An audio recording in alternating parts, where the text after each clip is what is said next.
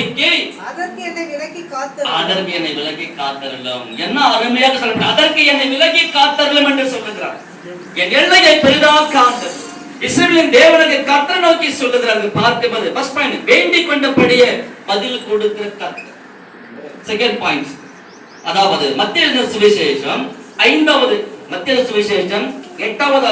8வது வசனம். மத்தேயு சுவிசேஷம் 8வது அதிகாரம். சில பேர் பார்க்கும்போது சொந்தக்கார வீடு கிட்ட அடிக்கடி என்ன பண்ணுவாங்க, ஒருத்தன் அவரிடத்தில் வந்து ஆண்டவரே, என் வேலைக்காரன் வீட்டிலே 100க்கு அதிபதி தன்னுடைய மனைவிக்காக கேட்கவில்லை, கூட பிறந்த சகோதரருக்காக கேட்கவில்லை, ஒரு நண்பருக்காக கேட்கவில்லை, தனக்கு உதவினவர்களுக்காக கேட்கவில்லை. யாருக்காக கேட்கிறான்? படிங்க சார். என் வேலைக்காரன்